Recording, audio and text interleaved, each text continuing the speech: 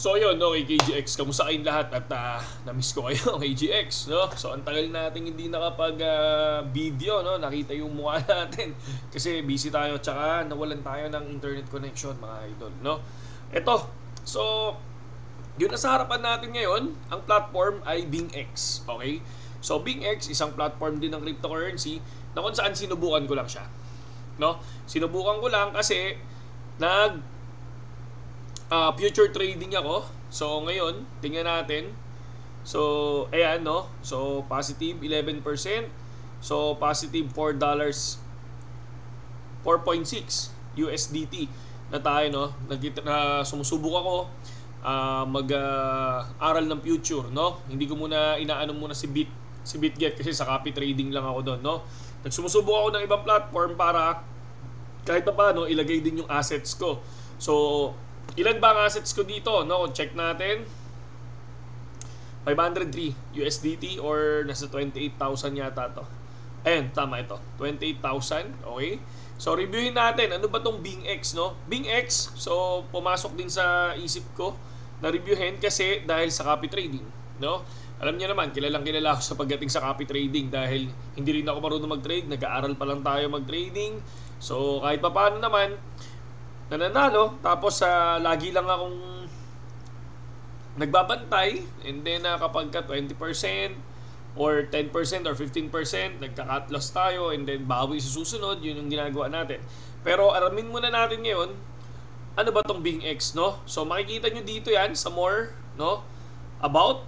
So pwede nyong i-check. So ito yung BingX, no? Founded in 2018. BingX is a leading crypto exchange that offers spots, derivatives, copy trading, and grind trading services to more 100 countries and regions worldwide with over 5 million users.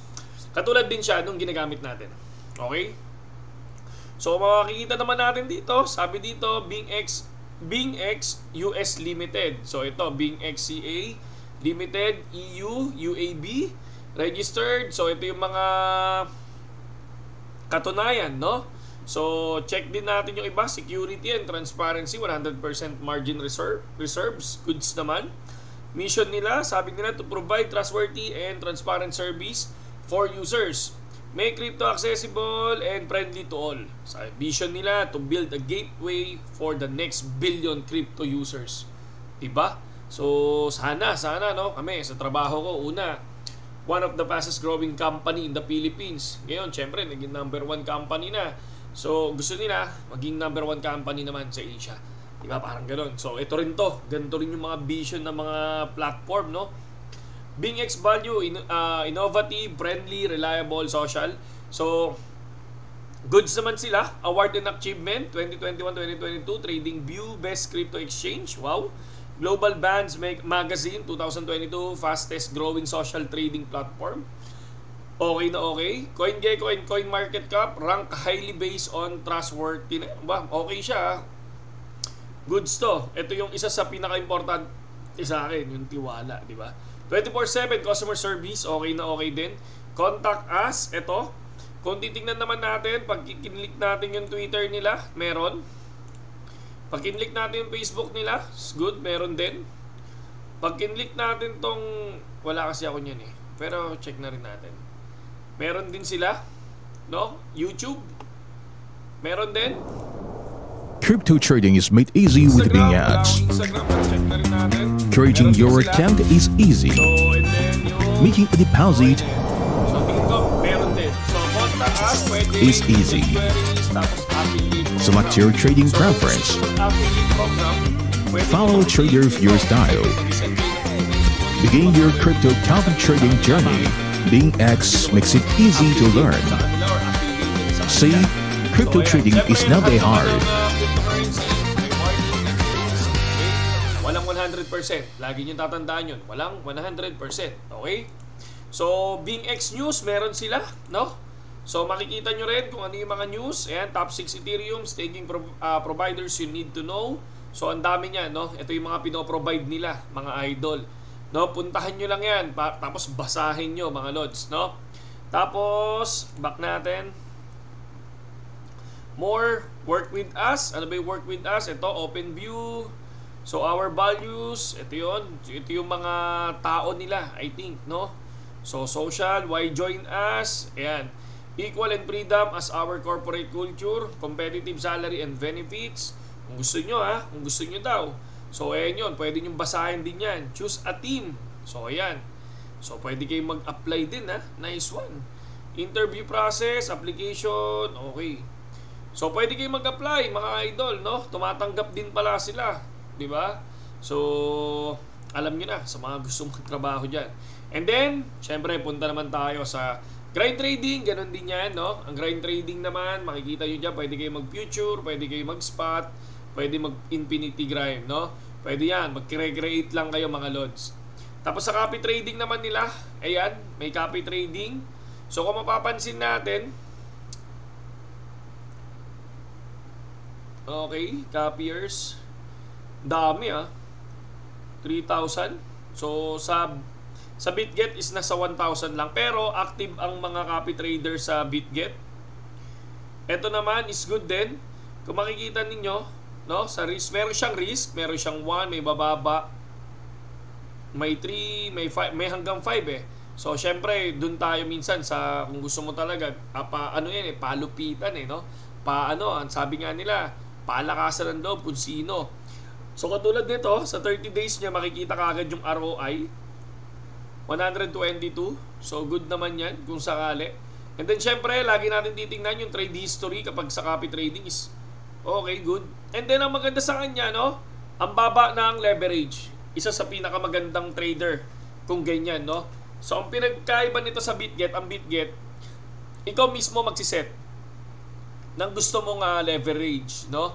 Para at least yung trader mo, hindi niya na magagalaw yon. So ang ginagawa kasi karamihan doon is times 50 ang mga trader doon. Dito nagte 10%, ay nagta times 10. Goods to. Sa atin goods to kapag ganito, no? So yan yung mga trading ng mga trader nila. Pwede nyo tingnan daw lahat, no? So yan. So popular choice, pwede din tingnan. Ito na yon, no? So makikita natin dyan, karaniwan, ito, 162 is good yan.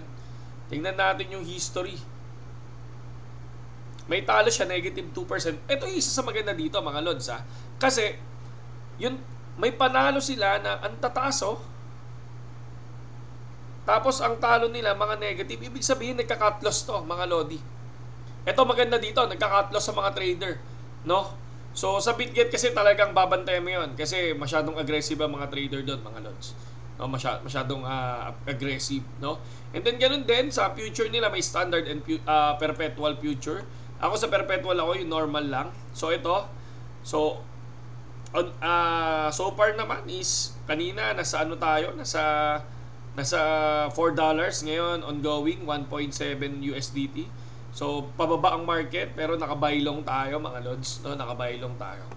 And then yun, no? Ito yung tingin ko dito. And then sa copy trading nila, binasa ko ang copy trading nila, mga idol, no? Hindi kinukuha to basta-basta itong mga copy trader na to. So, ang requirements nila sa BitGet, ang kailangan mo, mag-hold ka ng BGB. Ayun yung token ng BitGet, okay? Yun yung token niya. Yun yung kailangan mong i-hold para maging copy trader ka. Dito, hindi. Kapag nag-apply ka, dapat influencer ka, dapat kilala ka, mga idol. Kilala ka, tapos meron kang isa-submit sa kanila na dapat ano ang percent mo sa 30 days trading, 'di ba? Kung mababa, hindi ka nila tatanggapin. Dapat pasado ka dun sa nila, sa requirements nila, no? Yun ang maganda dito, no? Dapat may sabi nga nila dito, dapat ma-social media ka. Yun yung sinasabi nila, And then, good yun kung sakali. Pero nagulat ako dun sa copy trading dito, mga idol, Kasi, hindi ko to nakita dati. So, ito, mas mataas naman yung panalo kaysa sa talo. Ito, may isa lang, no? Negative 87. Pero halos karaniwan, ang dami, puro panalo. Diba? Mas lamang yung panalo, diba? So, pwede din sa future niya. So, makikita nyo din, ang tataas din. Okay din siya. Kung ako yung tatanungin nyo, goods din naman, no? So, may mga aggressive na trader, meron ding hindi. Ayan. So, ayan lang yung pinaka-ano natin dyan. Pero ang maganda dito yung requirements nila sa copy trader. Hindi basta-basta. Hindi basta-basta. Kahit dapat marunong ka talaga, ano. Doon kasi sa BitGet talagang ano, kailangan mag-hold. Mayaman ka, kailangan mayaman ka. Kailangan mag-hold ka talaga ng BGB doon, mga lodi. No, kaya ang tumataas yung BGB sa BitGet, di ba? And then sa pagka bagong pasok ka naman, ito yung nakita ko dito. Pag nag-register ka, tingnan nyo may papakita tayo. Ayan. Ito, pag nag-register ka, ilalagay ko yung link sa description. Pag nag-register ka pa lang, pwede ka na mag-spin. Pwede ka manalo ng 100 USDT, 150, 30, $6, $50. No? And 1 ETH, mga lodi, So, kapag ka, kunyari, nag-register ka pa lang, pwede yan. So, sabi dito, pag nag-register ka, may 1 draw ka. So, pwede ka makakuha dito, trial fund. Kasi kung lahat to gagawin mo, ang laki ng chance mo para sa 1 ETH. Di ba? Tapos, mag-deposit ka daw. Pag nakapag-deposit ka, meron kang additional 2. So, register, tapos plus deposit, may 3 spin ka na. Kapag umabot yung volume mo ng 500 USDT, may 6 kang spin. And then ito sa panghuli, so makikita mo, kailangan mo ng total of volume, 3,000 USDT during the event. Ano to total volume to hindi niya sinabi na magbigay ka ng mag-deposit ka ng 3,000 USDT, hindi volume yun yung trade, no? Kasama doon yung times 10, times 20, times 50. Parang gano'n, no? So, solid na solid. Ako, para sa akin, good tong platform kasi pinakita naman nila kung anong klaseng platform sila, mga idol, no? Pero syempre, may risk doon sa ilalim. No? Hindi lahat ng platform is 100% na mananalo ka at magsasara. Pero ang importante dyan, yung nag-update everyday.